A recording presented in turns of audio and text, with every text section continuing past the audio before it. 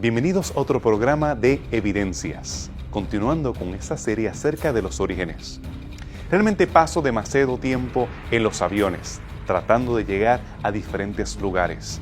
Qué bien sería si tuviéramos la oportunidad de conducir de un lado hacia el otro, poder llegar desde Brasil hasta China, desde Puerto Rico hasta Japón, y así poder interactuar a través de carreteras rápidas. ¿Cómo fue que se separaron los continentes? ¿Qué teorías se han usado para explicar que tantas islas llegaron a separarse de estas masas de tierra? ¿Será que estaban juntas en un momento dado como la Gran Pangea, según se ha sugerido?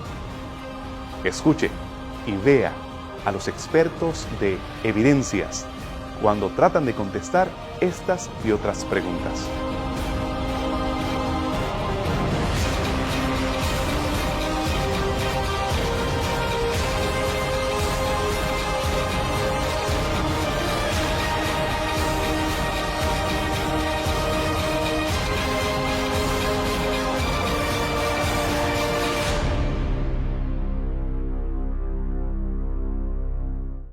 La teoría de la deriva continental o el movimiento de placas básicamente es el desplazamiento de las masas continentales con relación de una con la otra. La tectónica de placas y la historicidad de la Pangea son temas abordados desde hace mucho tiempo. Aún mismo en los mapas antiguos, precarios, del siglo XVI-XVII, ya se notaba que el contorno del continente africano era parecido al contorno del continente sudamericano. Entonces, algunos ya se imaginaban esta posibilidad, y como lo ven, desde hace mucho tiempo. Pero de alguna manera, un meteorólogo llamado Alfred Wegener notó que había otras evidencias, además de algunas ya investigadas anteriormente.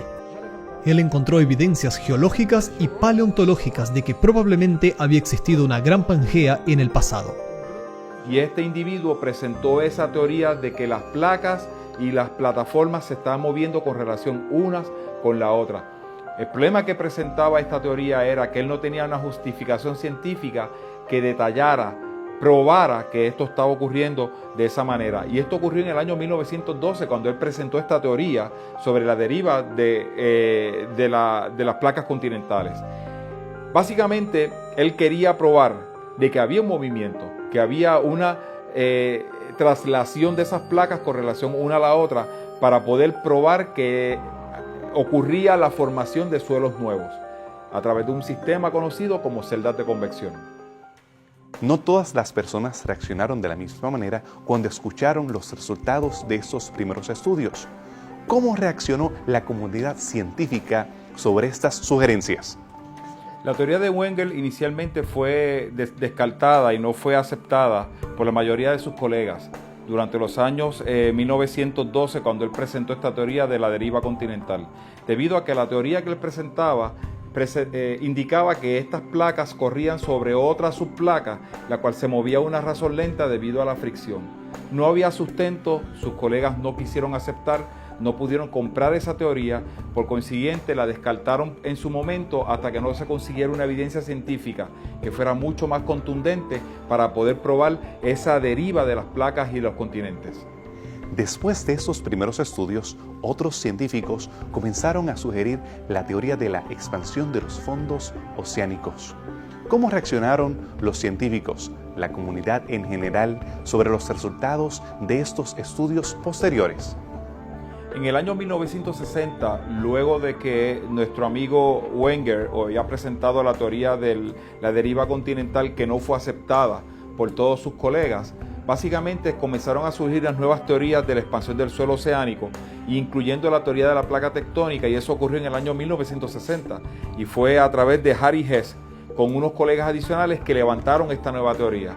La justificación para que esta teoría pudiera ser presentada era por el famoso movimiento de las celdas de convección, donde ocurría un derretimiento de esa corteza terrestre, se movía debajo de la litosfera y producía ese movimiento que nunca Wegener pudo probar que ocurría en la corteza terrestre, produciendo la formación de suelos nuevos y obviamente ocurriendo movimientos divergentes en el suelo oceánico a una razón de 1 centímetro por año. Los científicos notaron en los estudios realizados con basaltos de los océanos que había una simetría a partir de las dorsales mesoceánicas de un lado y del otro. Esto demuestra que hubo una formación simétrica en los lechos de los océanos, asociados realmente a la expansión del relieve oceánico, y que de alguna forma fue separando las áreas continentales, la deriva de los continentes. Entonces, este modelo fue siendo perfeccionado y al inicio de la década de 60-70 surge la tectónica de placas, donde ya se asegura por geólogos de todo el mundo que existió una gran Pangea, se fragmentó y por tal motivo generó partes. Estos fragmentos están en movimiento hoy en día, algunos centímetros por año, pero que son suficientes para provocar grandes terremotos en varias partes del mundo. La ciencia de geología y las ciencias que estudian las placas tectónicas se han desarrollado en forma impresionante durante las últimas décadas. ¿Qué conclusiones ellos han tenido? ¿Qué ellos presentan hoy como explicación acerca de estos movimientos? En el presente, la clase científica básicamente valida la teoría del movimiento de placas tectónicas o el neotectonismo que se le conoce normalmente. Esta teoría, como le dije originalmente, nuestra clase científica la justifica por el movimiento de celdas de convección en el manto. Es acogida por nuestra nueva clase científica, por nuestros científicos, los nuevos científicos que hay en el área, y podemos básicamente descansar sobre la teoría de formación de suelos oceánicos, suelos nuevos y la neotectónica debido a este movimiento de placas. Los científicos hemos encontrado que durante esta actividad de movimiento en la corteza terrestre, ya sea las placas tectónicas moviéndose por las celdas de convección, eventualmente va a ocurrir una serie de fenómenos conocidos como la divergencia y la convergencia de las placas. Cuando tenemos divergencia en las placas, pues obviamente estamos produciendo suelos oceánicos, suelos nuevos. Cuando tenemos convergencia de las placas, podríamos tener, de acuerdo a la teoría evolucionista, de acuerdo a la teoría naturista, podríamos tener la nueva formación de montañas, podríamos tener las nuevas zonas de subducción, los cuales producen actividad sísmica, producen vulcanología o vulcanismo, cierto tipo de fenómenos que nos afectan cotidianamente en estos lugares donde se mueven las placas tectónicas.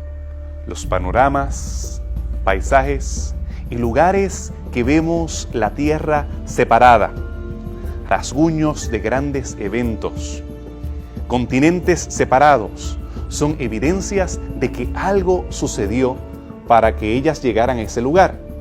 Hemos escuchado a la ciencia naturalista proveer respuestas a estas preguntas. Pero ¿qué y cómo explican los científicos creacionistas el movimiento de las placas tectónicas?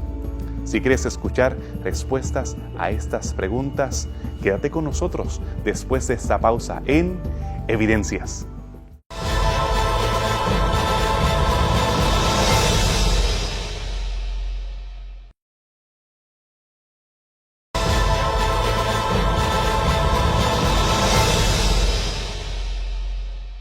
Hemos regresado de la pausa para estar con ustedes en Evidencias.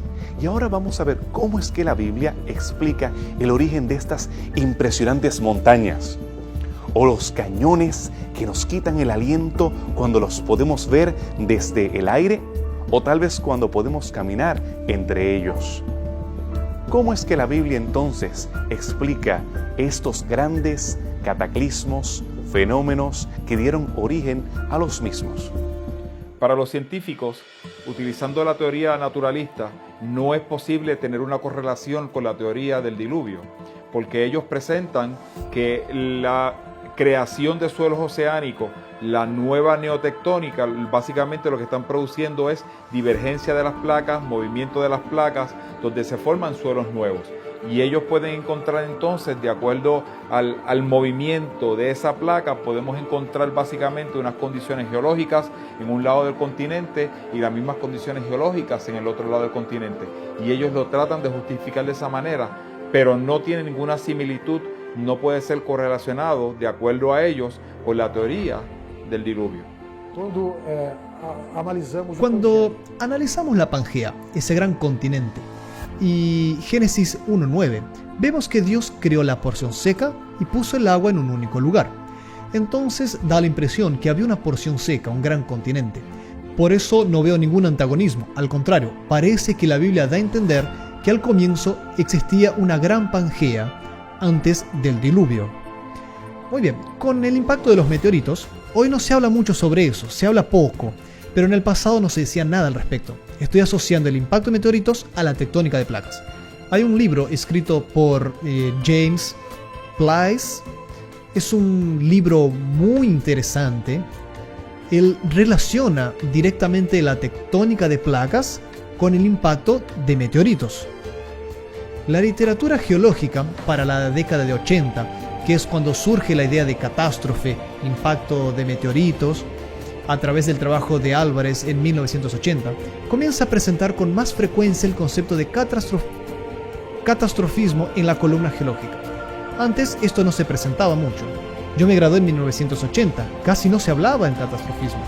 Desde esa época hasta hoy, muchos trabajos científicos ya presentan varios episodios catastróficos en la columna geológica. Estos pueden ser asociados a impactos de meteoritos que como consecuencia podrían haber provocado la fragmentación de la Pangea y su separación. Incluso algunos científicos evolucionistas dicen que el impacto de meteoritos pudo haber acelerado el movimiento de las placas. La placa está en movimiento, el meteorito cae y ese proceso es acelerado, cambia su trayectoria.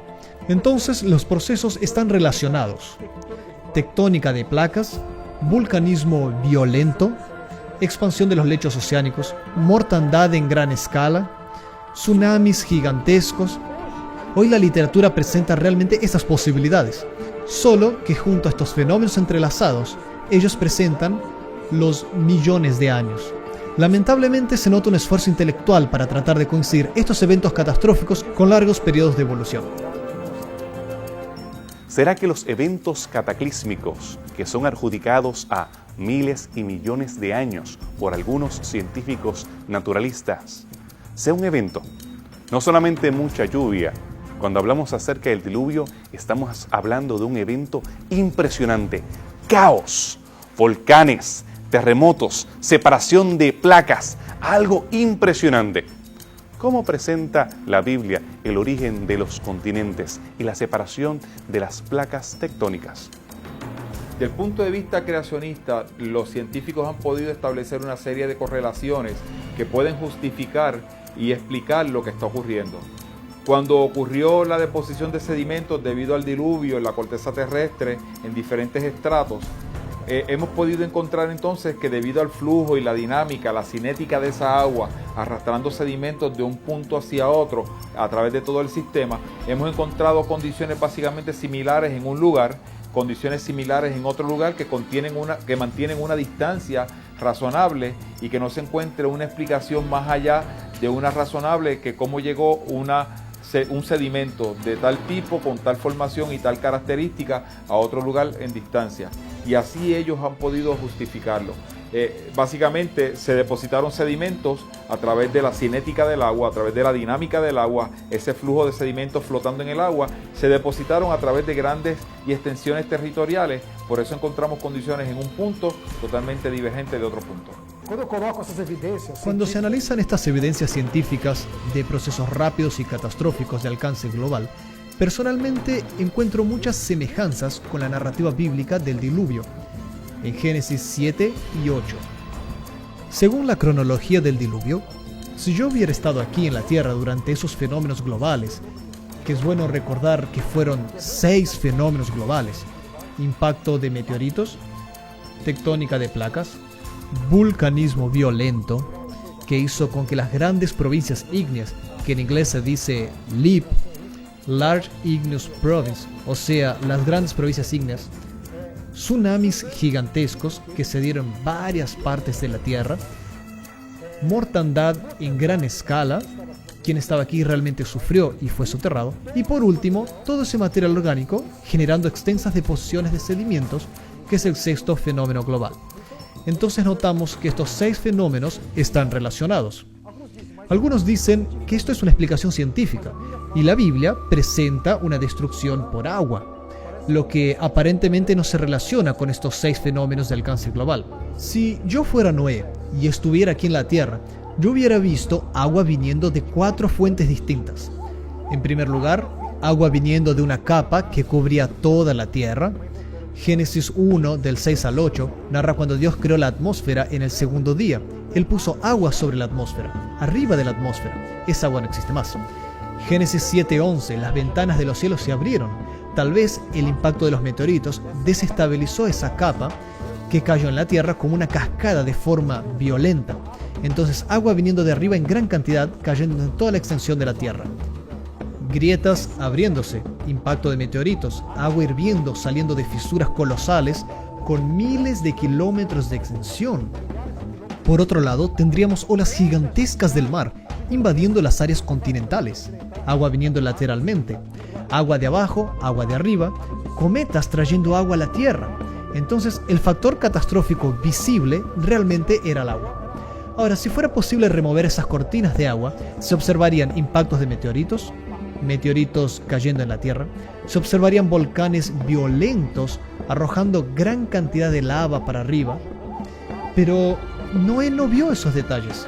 Lo que él pudo observar fue el agua, y en verdad el agua fue el principal agente reformador de la superficie terrestre, y también el responsable por el traslado y deposición de los fósiles. Concluyendo, se puede afirmar que de esos 6 fenómenos globales, 2 de ellos son enfatizados por Génesis 7 y 8, que son la acción destructiva y reformadora del agua y la mortandad en masa.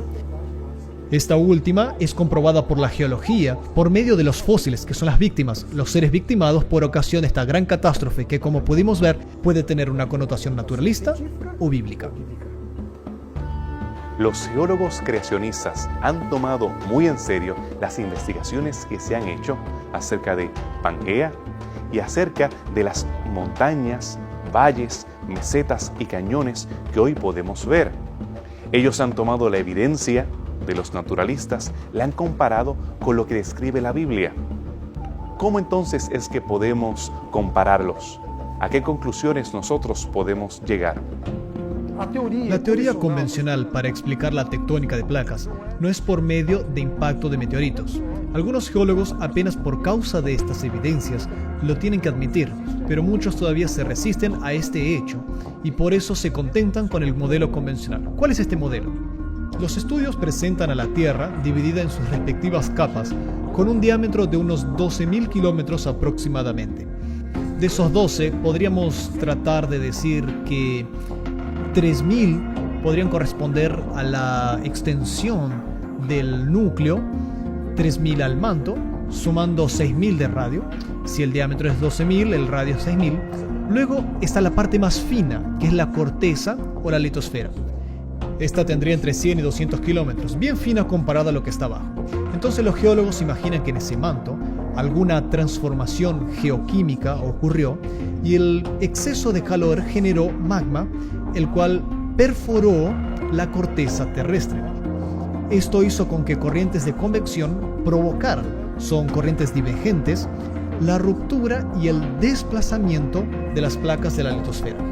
Este geólogo que mencioné anteriormente, James Blice, él dejó claro que esa teoría no tiene una explicación lógica, afirmando que esas corrientes de convección no conseguirían por sí mismas perforar la litosfera, que en algunos lugares tiene 200 kilómetros de espesor, y provocar su desplazamiento.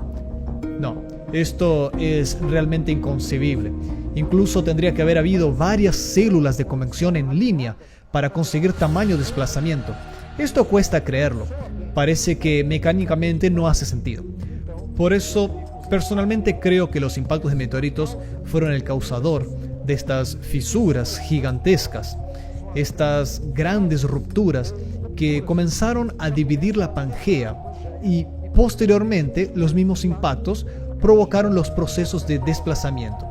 Cuando una superficie de la corteza terrestre se rompe al medio, ambas partes se elevan, sale lava y luego las partes erguidas sufren el efecto de la fuerza de la gravedad, lo que llamamos de deslizamiento gravitacional, y por tal motivo se van distanciando. Este proceso se va repitiendo sucesivamente y de esa forma surgieron los océanos, el lecho de los océanos, la expansión del suelo oceánico. El agente principal fue el impacto de los meteoritos y no corrientes de convección como la geología convencional lo presenta.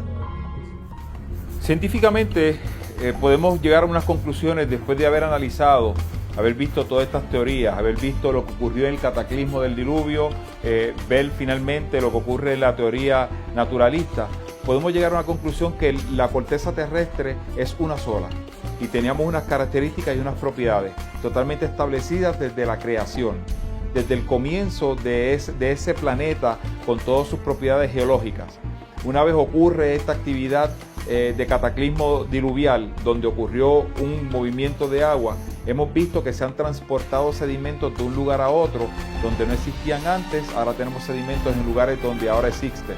Y eso básicamente puede justificar todo esto. Eso nos da una explicación sabia, nos da una explicación de que la corteza terrestre fue creada por un Dios en el proceso de la creación.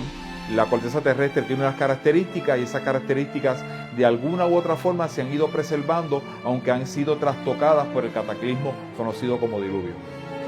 La ciencia naturalista y la ciencia creacionista no son incompatibles.